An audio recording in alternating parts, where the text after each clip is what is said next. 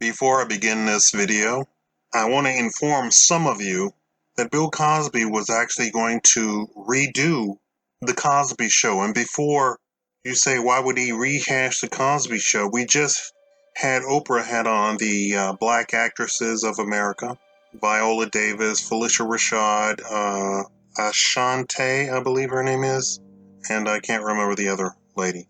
And when they got to Felicia Rashad, they all lamented that they don't have a Cosby Show, which was they don't have a representation of real black culture, which is middle class. 80% of the black community is middle to upper class. If you are any sort of financially intelligent, you would understand that human beings, for the most part, if they don't do anything else, end up being middle class. You have to work at being poor. Circumstances can happen, but you have to work at being poor, and you have to really work at being rich, right? So for the most part, most people in general are going to be middle class. And black people are not the poor people that everybody tries to portray them in the TV shows, in the movies, in the commercials. And this is exactly what they were talking about. And they said after The Cosby Show went off the air, there was a concerted effort to portray black people in the most negative aspect that they possibly could have. The dregs of society, criminality, poverty, unintelligence, uneducated. And people were saying, oh, The Cosby Show isn't realistic. How can you have a doctor married to a lawyer in a black family? Well, let me introduce you to my entire family. They're all fairly wealthy except for me in person, right? They're all fairly wealthy. And you have professionals married to professionals in my family. Some are in real estate. You know, they make money. They're educated. Almost all of my aunts and uncles went to university and got varying degrees, all the way from undergraduate to PhD. Today we're going to talk about an exclusive interview that was done by Camille Cosby, who has not actually publicly spoken. She's made statements, but she has not actually granted an interview for some time, and especially an interview surrounding her husband Bill Cosby. But first, let me give you a little bit of history about Camille Cosby, because I don't think any of you, well, maybe not any, but I don't think a lot of you all know anything about Camille Cosby, the wife of Bill Cosby. And let me spoil it for you, I'm going to go over a brief history of Dr. Camille Cosby.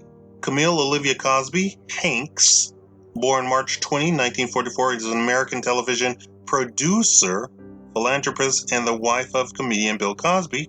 The character of Claire Huxtable from The Cosby Show was based on her. Now, knowing this, you can go back and watch The Cosby Show, look at Claire Huxtable, and now you understand who that was. When she does her rants, if you know anything about Camille Cosby, when she does her rants, you can see that that's actually Camille Cosby speaking. The way she deals with the children, that's Camille Cosby speaking. It might shock you that she helped produce the show. I don't know if you all know this.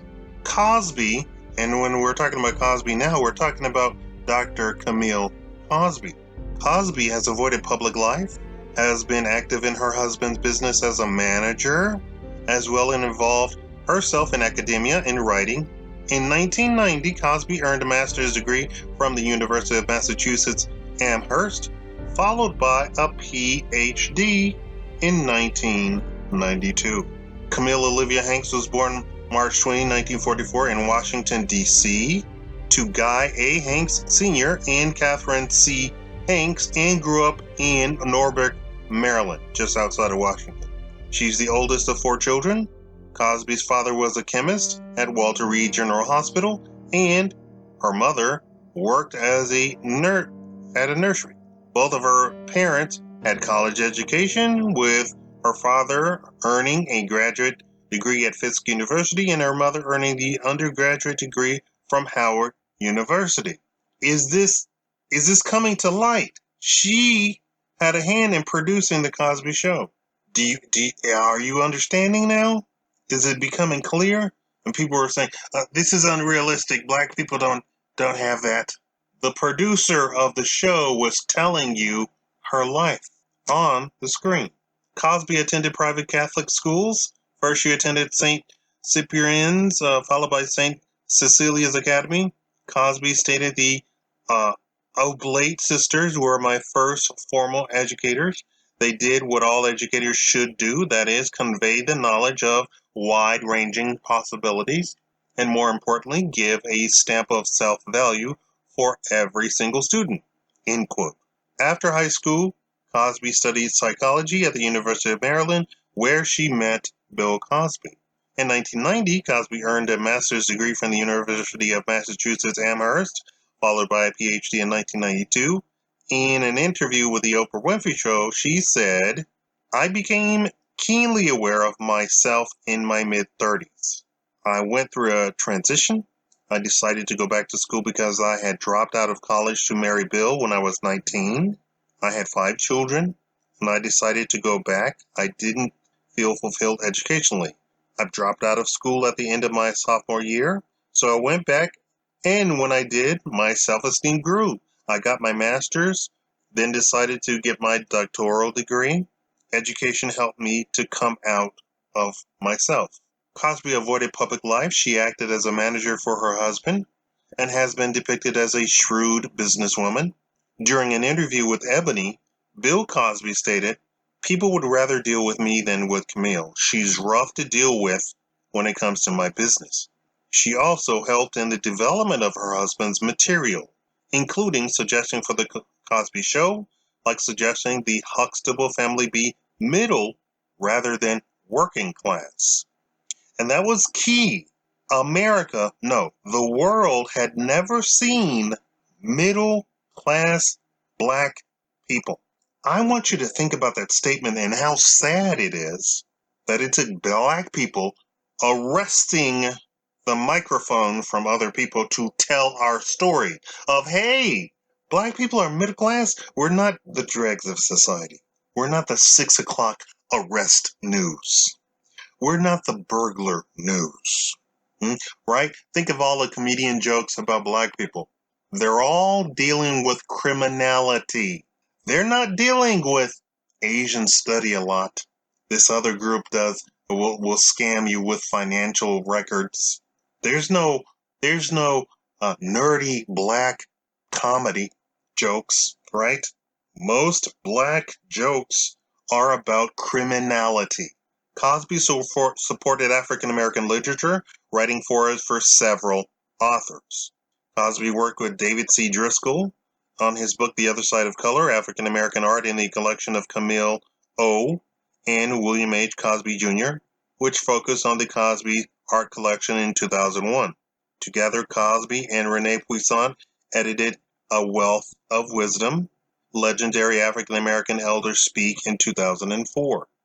In 2001, Cosby was co-founder of the National Visionary Leadership Project, a group whose mission is to develop the next generation of leaders for recording, preserving, and sharing the stories of extraordinary African American elders. I wholeheartedly support that. Cosby was co-producer for the Broadway play Having Our Say, the Delaney Sisters' First 100 Years, based on the book Having Our Say, the Delaney Sisters' First 100 Years by Sarah Sadie L. Delaney and A. Elizabeth Bessie Delaney and Amy Hill Hirth. Followed by the success of the show, Cosby acquired the film, stage, and television rights to the story and later acted as executive producer for the 1999 made-for-television movie of the same name. At the Black Reel Awards of 2000, Cosby was nominated for Black Reel Award for Outstanding Television Movie or Limited Series for the film, along with Jeffrey Grant. So let's get into what we've gathered here today for. And before I get into that, I want you to understand that before all of this fiasco, I want you to understand something. There are a lot of people who are still convinced after people have literally dissected the stories of each of the women and found them to be completely and utterly false. I'm a third-year law school student. I do not want to be a criminal lawyer. If you deal with criminal law and you deal with black people, it's not just that the system is against you. The system is ridiculous. When it comes to black, criminal, and law, black people aren't afforded any rights, none. You're not considered a citizen, and I keep telling you people this, and you all keep saying, oh, no, they say we're protected by the Constitution. And if you talk to any lawyer, they will say criminal law is like the Wild Wild West. On all other aspects of law, business law, even some parts of civil law, they will observe all of the Constitution. When it comes to criminal law, you have a very heavy hand that's pressing on the scale that says, hey, I want to make $1 trillion today with my prison. So you need to send me all the people you possibly can. And we'll give you money in return.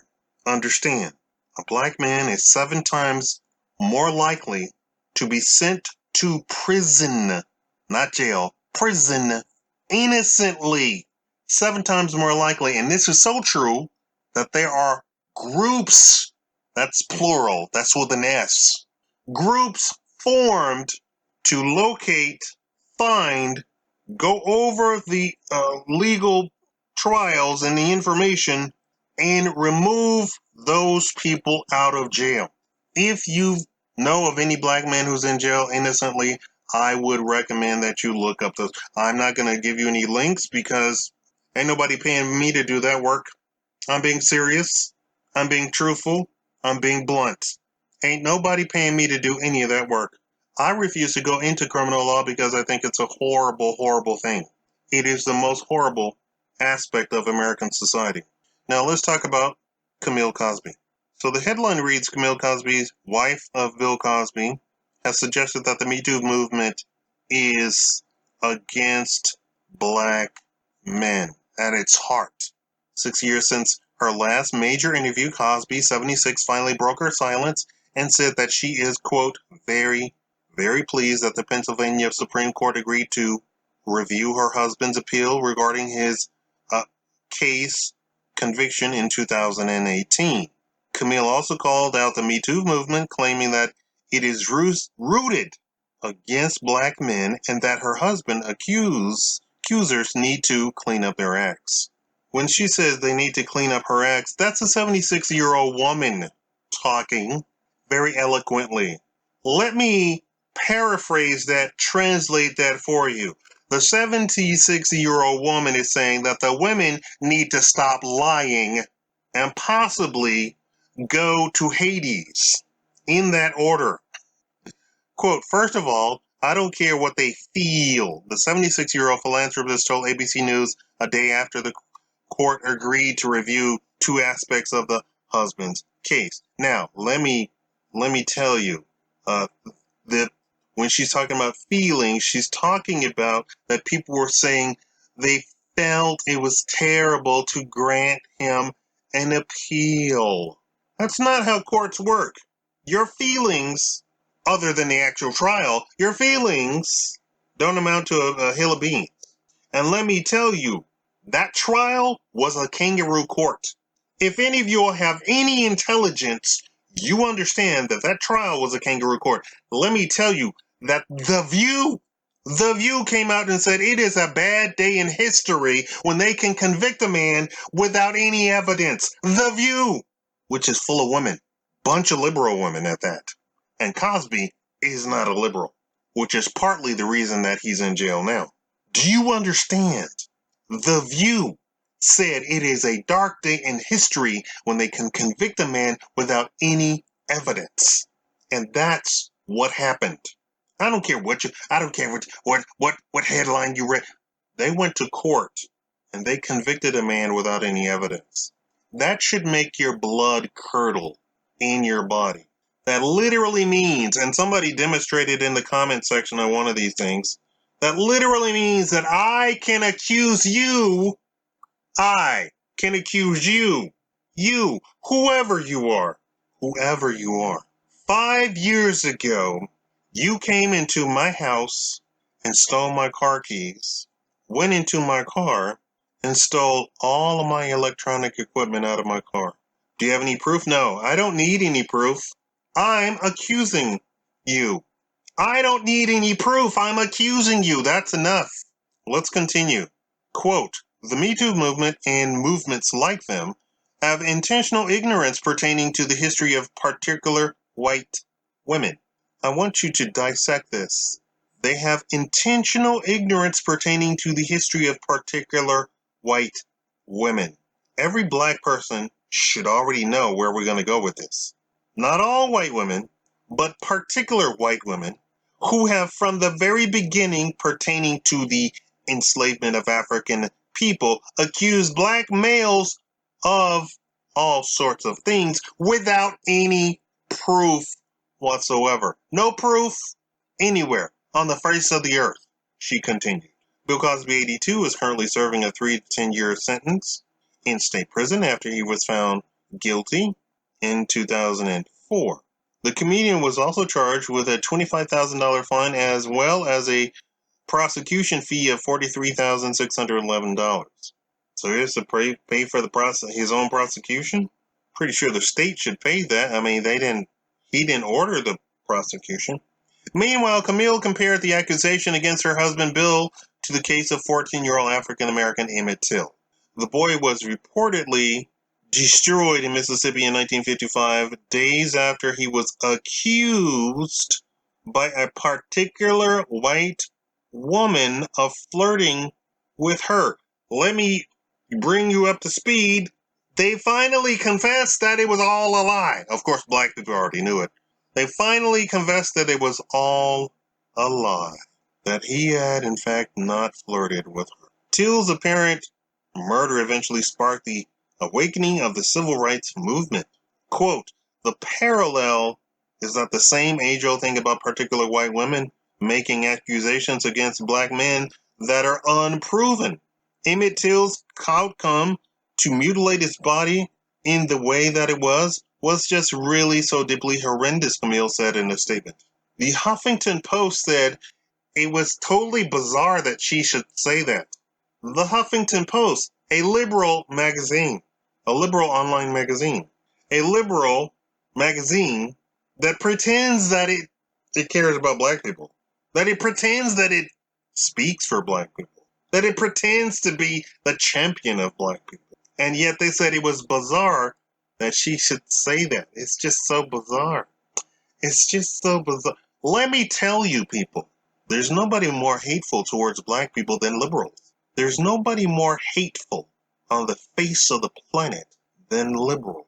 Labeling the case as a kind of hatefulness, she also recalled interviewing survivors from the Tulsa, Oklahoma riots of 1921. That's called Black Wall Street, which was also sparked by a white female claiming to be accosted by a black male. The entire town was burned to the ground over that incident. The National Guard came in. They destroyed a rich neighborhood of Oklahoma of black people. They were so rich, they had their own banks, their own theaters, their own doctors, their own hospital, their own fire trucks, their own police, their own pharmacists, their own movie theaters, everything. Their own bus line, everything. Their own airlines, their own banks, which also lent to white people. And a lot of people speculate that the white people did not want to pay back the black people. And this was an excuse to destroy the entire town so as not to pay back the millions of dollars that the black people had lent to them. Until this day, they have not repaid those people and took their land. And then the court system said it's impossible to tell whether. Let me tell you, as a person who's done a little bit of real estate myself, they know exactly to the very inch, to the very centimeter, where your property began and ends. They have records in England, 1800s, of where their property began and ended. Let's say you have a long lost uncle that you never even knew, 4 generations removed, and he's the last surviving member of your family, and he names you as the beneficiary. They can come and trace your entire family lands and hand them over to you. So it is a lie that they don't know where the Oklahoma City, the Black Wall Street properties are. Family-friendly sitcom The Cosby Show, which was co-created by and starring Bill Cosby, was a groundbreaking series and debuted in NBC in 1984. The first year-running show was lauded as the most popular series in U.S. television, featuring a stable, well-educated two-parent African-American family. Let me tell you, Good Times struggled to keep the father on the show because producers kept wanting to kill him off of the show. Good Times. Because they wanted to portray the family as being broken, fatherless, to continue this mantra of that black people are just scum and villains. Camille also aims to relaunch the 1972 animated cartoon Fat Albert and the Cosby Kids that will help break ground on children's television programming by featuring positive images of an overweight teenager named Albert and a boy with a speech impediment called Mushmouth. That's a kind of very sterile way of putting it, but yeah, Fat Albert was indeed a overweight teenager kid, and Mushmouth had a speech, and I don't know if he had a speech impediment or if it's just, couldn't talk because he friggin' was lazy. Didn't want to enunciate his words. I think there was a thing where he did enunciate, just for like a hot second. But if you notice, the other children, they all had good qualities to them, but the idea was that it was from a working class neighborhood, right? They weren't poor, they were working class. So there's a difference. And like cartoons like Ed, Ed, and Eddie, they were always trying to look for something to do, right? But when the subject matter is black people, of course, people want to see the most negative part of it. Now, I left out one thing. Cosby was trying to relaunch his own show again.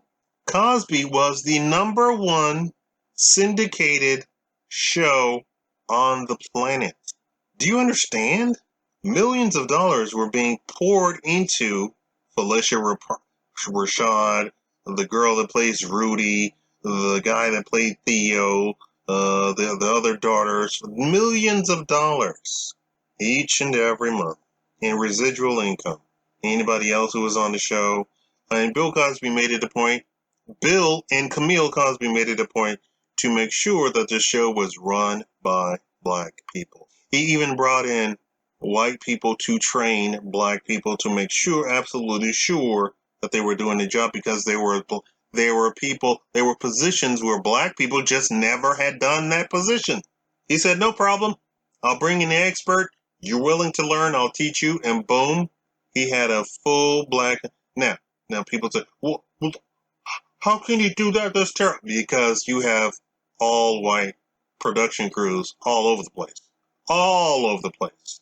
Even Spike Lee uses them. So anyway, it seems that, the Me Too movement was called out by Camille Cosby in a very eloquent interview.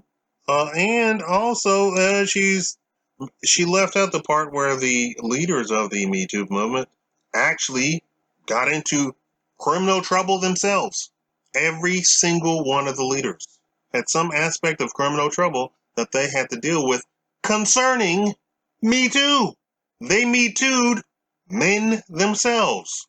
So there's a lot of times you never know where when people make accusations and it's a false accusation. A lot of times they're making the accusation to turn the eyes to somewhere else because they are in fact guilty of the very thing that they're accusing somebody else of. True story. Go look it up. Thank you all for watching.